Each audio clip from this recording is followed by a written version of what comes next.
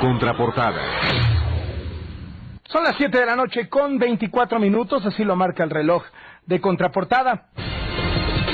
Análisis de Contraportada con el maestro Alfonso Zárate.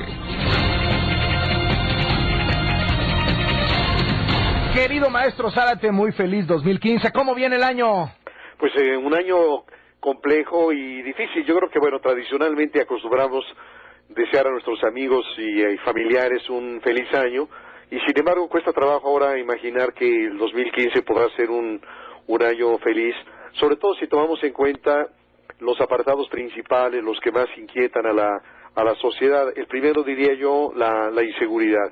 Ya sabemos que este tema fue verdaderamente grave, casi diría monotemático, en la visión del presidente Felipe Calderón, que le dedicó sus principales horas y sus mayores esfuerzos, y que el presidente Enrique Peña pensó que un cambio en la comunicación, bajarle el volumen, iba a incidir en cambiar la percepción de la ciudadanía y que la gente se sentiría más tranquila. Bueno, ya sabemos lo que ha ocurrido, que la delincuencia organizada ha multiplicado sus extorsiones, el cobro de piso, los secuestros, y que finalmente han impuesto esta lógica perversa que convence a los habitantes en muchos lugares del país de que no hay escapatoria, que las autoridades que son las responsables de combatir al crimen o están compradas o están intimidadas, y las acciones del gobierno para encarar este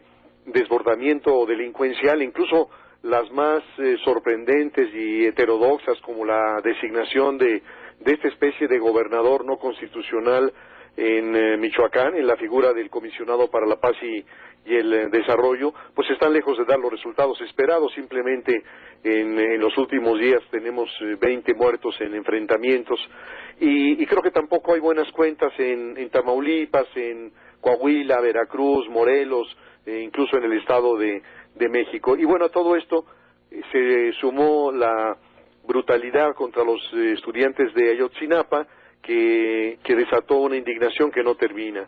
Y luego en la parte, digamos, estrictamente social, lo que estamos viendo en los primeros días de este año es la continuación de estas movilizaciones, de estas protestas, de este vandalismo que particularmente se centra en los estados de Guerrero y de Oaxaca. Las fracciones que están nucleadas en la disidencia magisterial, en la coordinadora, están dominadas por grupos sectarios que llevan sus acciones a condiciones límite, que están asaltando recintos oficiales, sedes partidistas, secuestran y dejan policías, funcionarios de gobierno, bloquean carreteras. El presidente se había comprometido con los empresarios guerrerenses de que no se bloquearía la autopista del Sol, y bueno, se sigue haciendo al gusto de los muy distintos grupos, lo mismo que asaltos a transportes de mercancías, de tal manera que en estos capítulos, en el capítulo de la seguridad pública, en el capítulo de la protesta social, seguimos con la misma inercia incómoda, perturbadora de fines del año pasado. Y desde luego está el otro tema importantísimo, que es el tema económico, y yo aquí diría que si por una parte las expectativas económicas de crecimiento de 2013, de 2014 fallaron, porque en promedio seguimos con ese nivel de 2%, que es el que hemos traído 30 años y que ha causado tantos problemas en el país, pues no obstante, buenas noticias, que es el crecimiento de la economía de Estados Unidos, que generalmente nos jala, el turismo, que ha dado buenas cuentas.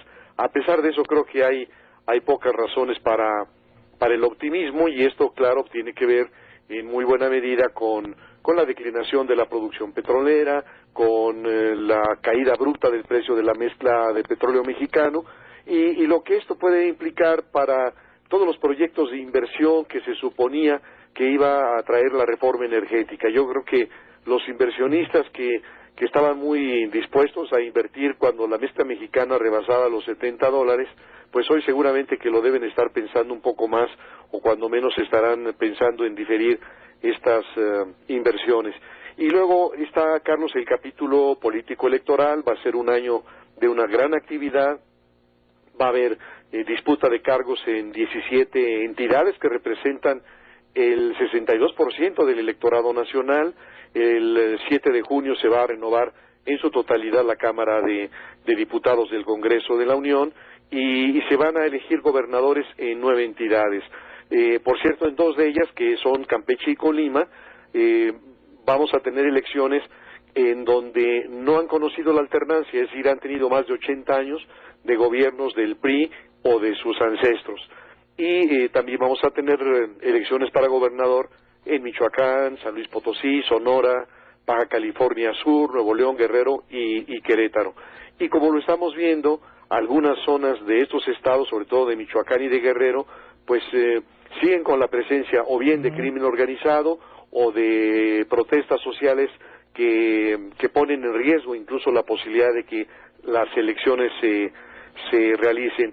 Y bueno, pues otro dato interesante también es que por primera vez van a aparecer 3 nuevas fuerzas políticas, Morena de Andrés Manuel López Obrador, con una presencia principal en el Distrito Federal, pero también estarán el Partido Humanista y el Partido Encuentro Social. Así que bueno, tenemos un año muy complejo, un año muy difícil y no hay, digamos, como elementos que nos digan que va a ser el año que nos ha anticipado el presidente de la República y los funcionarios de su gobierno. Maestro Zárate, como siempre, muchísimas gracias, le mando un abrazo. Otro abrazo muy fuerte, Carlos. Con todo y esto. 7 de la noche con 30 minutos, o como decimos usted y yo, 7:30.